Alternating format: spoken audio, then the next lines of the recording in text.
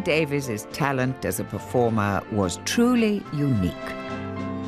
His comedy captivated both Welsh and English audiences. Quack twice and ask for Phyllis. Ryan worked ceaselessly to hone his gifts as an actor, singer, musician, composer, and comic. But his tireless pursuit of excellence would ultimately end in tragedy.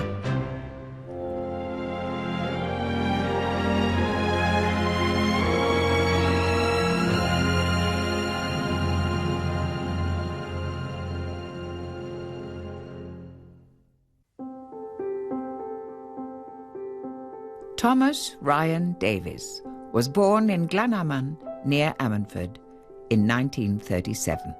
Oedd ranch gyda mam gyr ochr yn y dina. Oedd ranch? Wel, farm oedd i, gwedd i. O, reit, a small holding oedd i, reit. Buwch a hwch. Glanaman was a Welsh-speaking community with a long and rich tradition of amateur drama and choral singing. Glanaman was a very lively area. That whole Amman Valley was. He was steeped in performing right from the beginning. Ryan's mother, Nance, who was a matron in a children's home, came from a renowned family of actors and reciters. And Ryan's father, William Thomas Davies, was a miner and chapel organist. Returning from service in the war one day, William Thomas was treated to a display of his son's musical ability. Fi'n cael lesson piano nawr, Daddy, medde fe. O, deri ni gael clywed ti, medde fe. Ma' nhw'n mynd at y piano. A ma' fe'n wario rhywbeth. A oedd y copi ar y piano. A wedodd e fel hyn i Dad, so ma' hwnna ar y copi, medde fe. A fe oedd wedi wneud e lan i hunan. A oedd e'n gan fach bert iawn. At the age of 8, Ryan left Glanaman. The family moved to Llanfallin in Powys, where Ryan's parents took over a nursing home that had once been a workhouse. And the cells were still there in the Dolydd in Llanfallin, the home where I lived, the house where I lived. And there were holes in the wall just big enough to take a certain size of stone.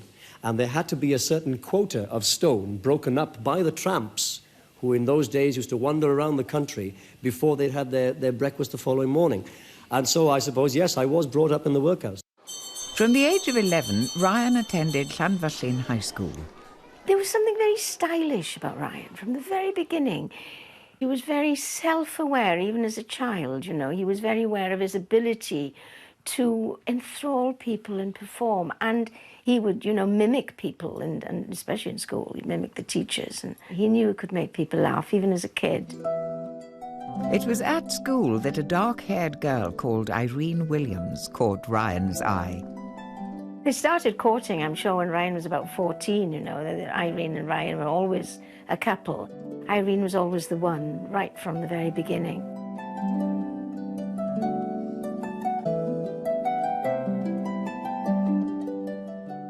After leaving school, Ryan did 2 years national service before going to Bangor Normal College to study to be a teacher.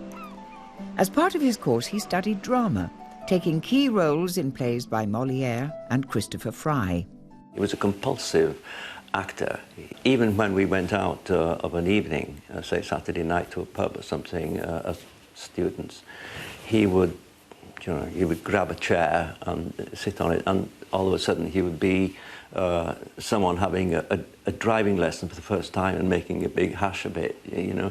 And hilarious, absolutely hilarious. And from the very beginning, he had an extraordinary talent. It was something special.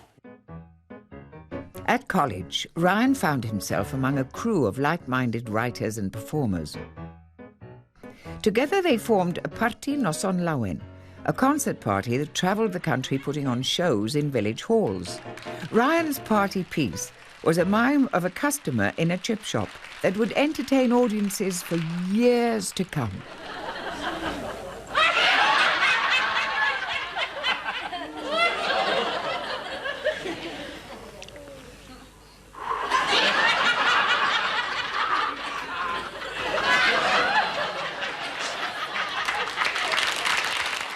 Ryan not only acted in these shows, he also sang, played piano, and composed songs.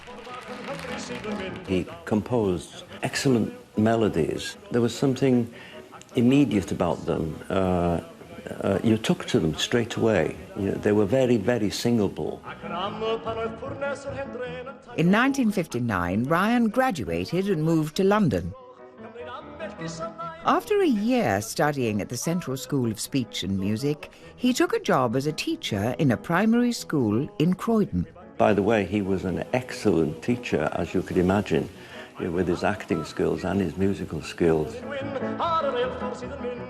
Ryan and Irene were married in 1961. In Croydon, they became part of a thriving social scene based around the London Welsh Society. Ryan soon established himself as one of the Society's star performers. The London Welsh contingent always came to the National Eisteddfod, and they put on a whole night of their own, and I got to see him then perform, and it became obvious that this man was going to be a very important figure in Welsh light entertainment. In 1963, Meredith Evans became head of BBC Welsh Language Light Entertainment. He knew he would need a corps of professional performers to establish his department. He had no doubt who his first signing would be. And I said, well, the very first one I want is Ryan Davies. Here is the man. Here's the obvious person. He was the centre, something to build on and build around. Ryan was offered a contract for 1 year only. He was faced with a dilemma. Irene had just given birth to their daughter, Bethan. Would he sacrifice his permanent position as a teacher for a short-term contract as an entertainer? He was not sure at all. You know, it was quite a challenge for him. He was well employed in London. He was in line for promotion to a headmastership. It was a risk for him. Anyway, he took it. And in 1965, he came. Have you ever seen my shiny holiday and low? She's so neat and she's so pretty, holiday and low. And he was a producer and director's dream. He was thoroughly dependable. You knew before he ever appeared in rehearsal that he would give of his best. There was no playing around. He would have prepared carefully before he came. He could have done it straight away. Noswaith da I chi, which in English means good evening to you all, and that greeting comes from us all here at the barn tonight. And so I used him as a quizmaster, presenter. He was a real all-rounder. He could do pretty well anything that you asked him to do. It was Ryan's gift for comedy in particular that would help Meredith Evans realise a key ambition. The next thing I wanted was to get a duo, two comedians, the straight man and the comic. Meredith Evans didn't have to look far for his straight man. He found him in the BBC Wales news studio. Ronnie Williams, who had been in the Drama College in Cardiff, had started his career with the BBC as an announcer. And I thought, well, why not put these two together and see what happens? That's it, and that's how it started. The old house is still standing. Ryan and Ronnie made their first public appearance together at the 1967 National Eisteddfod in Bala, performing Green, Green Grass of Home in the style of traditional Welsh verse singing. A green, green grass of a home.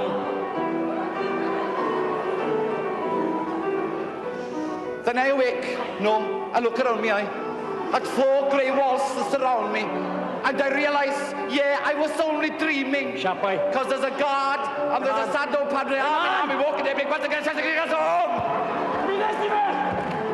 Yes, they'll all come to meet me, who in the shade of that old oak tree, as they lay me 'neath the green, green grass.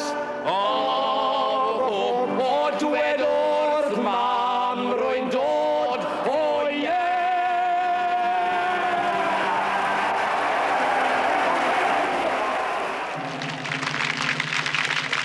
Within a year, the pair had a Welsh language comedy show of their own. Ac yn awr, Ryan Arini. Ryan Arini. Oh yeah, Ryan Aroni. Ow! Ow! Helo, sy'n fi chi dweud?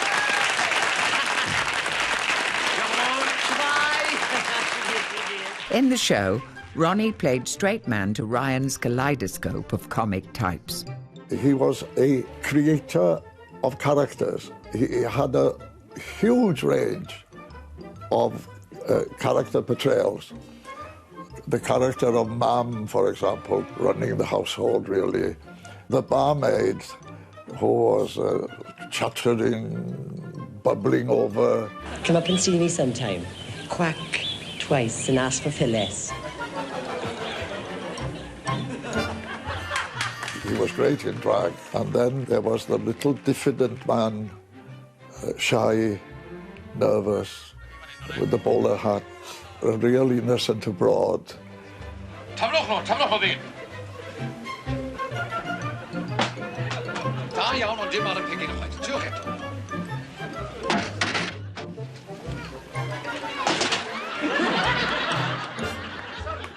The series provided a showcase for Ryan's comic acting, but he could equally hold his own as a straight actor.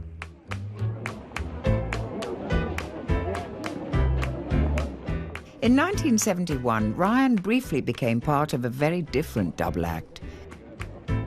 He and Richard Burton travelled to Fishguard to appear in a film adaptation of Under Milk Wood. It must be a big thrill for you, Richard, playing opposite a big star like Ryan. Oh, dear me. I hope it's mutual.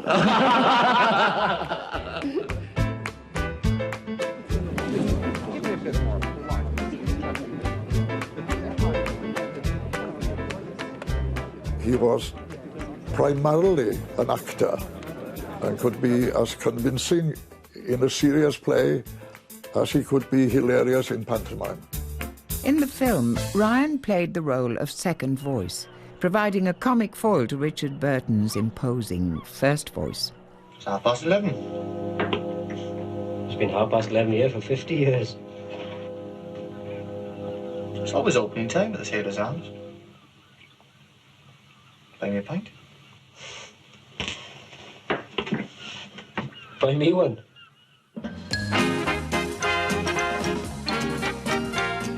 Ryan and Ronnie kept going from strength to strength.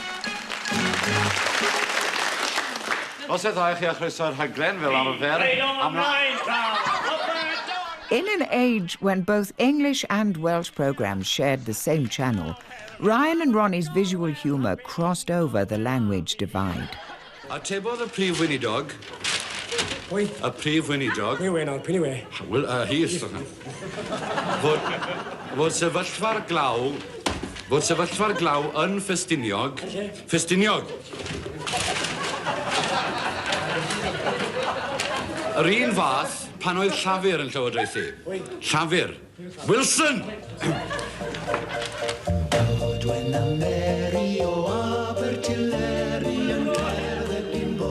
Ryan and Ronnie were by now two of the biggest names in Wales. Their show ran for 7 series in all.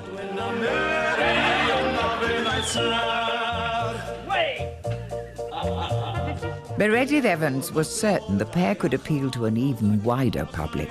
Two shot and then out as it developed over 3 lines. Mered invited Bill Cotton, who at that time was head of light entertainment in London, for Network, as we called it, and invited him down to Cardiff, showed him a couple of tapes, and Bill Cotton said, "I'd like a series of this in English, please." And of course they were performing in Welsh, you know, which does make it a bit difficult. But one could tell the way that the audience reacted to them, that they had a tremendous comedic potential.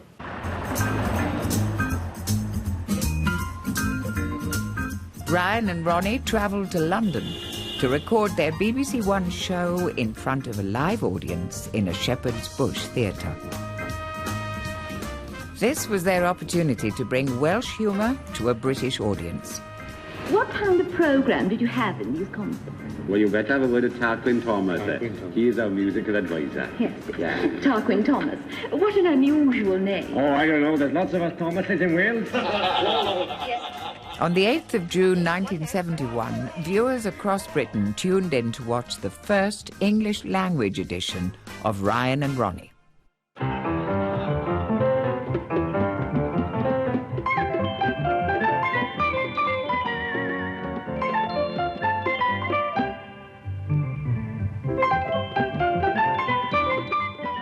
BBC calling Ryan and Ronnie!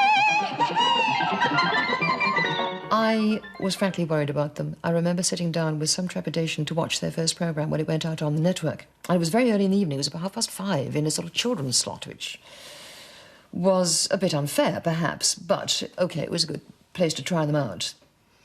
And I remember thinking, what they haven't got now anymore, they're on network television, they don't have that tremendous goodwill that comes from the audience. They're now fighting for a new audience. That new audience may not understand Welsh humour. Unfortunately, all that survives of the series today is some behind-the-scenes footage and a handful of sketches, including one about a new method for producing rice pudding. Now, the milk and the rice goes down here, you understand? And it travels through here now as far as the gurgle valve. Right? Are you reasoning my thinking now? Yes, indeed. Then, later on then, the rice and the sugar join the milk, come together, you understand, down here. 1, 2, 3.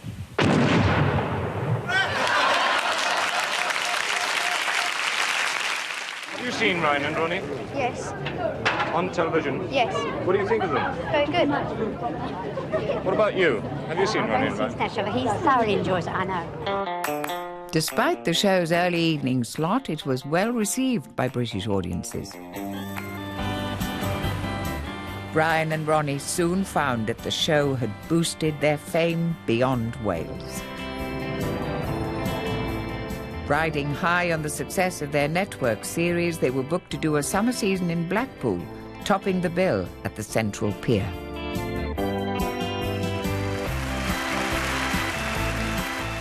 Because we found out that we were big names in the north of England, and we'd never been there. We were big names in Scotland, we'd never been there. And they all came to see us in the Central Pier in Blackpool, where we broke all records of all time. It was a great thrill. While their double act enjoyed great success, Ryan continued to work as a solo performer. Right there. I come from the audience into this area here. During rehearsals for a one-man show, he gave BBC Wales a preview of his act. And then she is a character that we've done before many times. She's called Phyllis, and she explains what she's been doing, because she lives in Swansea. Phyllis is from Swansea, you see, and they all talk like that down in Swansea, right?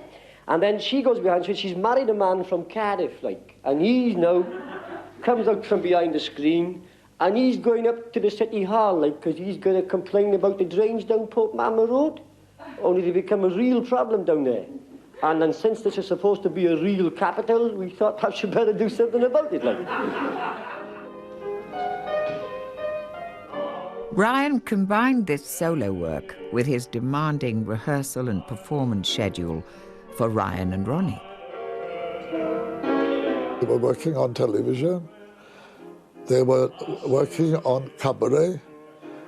They were working in pantomime. They were performing in Nosweithiad Llawen. They worked hard, you know. They worked hard. Well, now, doing that as a pair for that amount of time must have generated certain tensions and so on. I think that this affected Ronnie far more than it did Ryan. And from what I understand, Ronnie felt that the stresses were really too great. Get a life, you know. He really wanted to be with his family and so on. Ronnie drew me aside one day and admitted to feeling mental and physical exhaustion. And he wanted to call it a day. Bill Cotton had offered the pair an hour-long BBC One special of their own. But it wasn't to be. Acting on his doctor's advice, Ronnie, who was suffering from nervous exhaustion, told Ryan it was over. At Caerphilly's Double Diamond Club on the 4th of May 1974, the pair took their final bow together. At the age of 37, Ryan was now on his own. The big question was, what would he do next? I think it was a feeling of relief for him, because he was going to work out his own particular... He did not want to become just one of a pair. Just 5 months after the split, Ryan launched a new Welsh language series of his own. As a solo artist, he now had the freedom to develop the musical side of his act.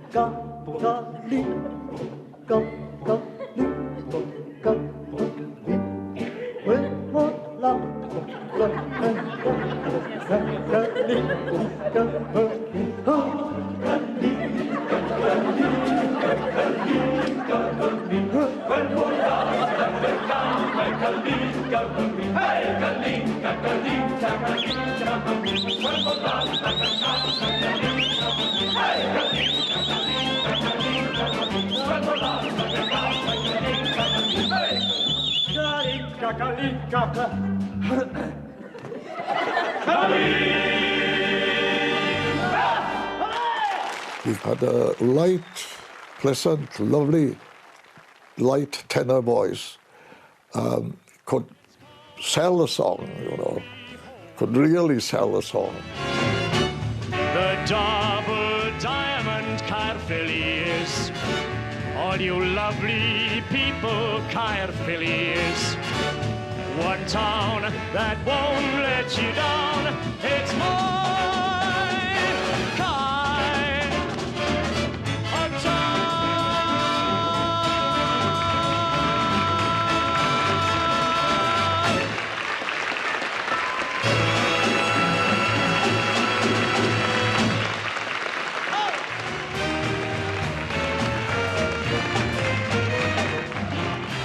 When he wasn't on TV, Ryan was doing live cabaret and theatre work. His annual appearances in pantomime were legendary. When I used to go to the pantomimes in the Grand in Swansea, they would run from sort of Christmas until April, which is, you know, at the time they were the longest running pantos in the UK, full stop. And to be jam-packed every night, you know, full to the rafters of people, you know, coaches coming from all over the place. You know, that's, I think I'd be like, wow, this is big, this, you know. I played Mother Goose in Swansea, and I'm downstage right there, and I'm acting myself to death, right? And I got him. I know I got him. You know, they're in the palm of my hand, you know? And the kids are looking at me, and I'm saying to and there was one little angelic girl, and she'd been wrapped up in the story from the word go, and she was looking at me, and I say to the goose, go away, don't want you. Go on, go away, leave me. And the goose toddles off, and I happened to catch her eye just as the goose was disappearing into the wings, and the little girl looked up at me, and she said, you nasty bitch. For Ryan, the work never stopped. From 1975 on, he starred in the Welsh language sitcom Vor a Ver, about two grandfathers from opposite ends of Wales forced to share the same house. The following year, he took on an even bigger challenge. In How Green Was My Father, Ryan was virtually the only actor on screen, playing all 13 principal roles.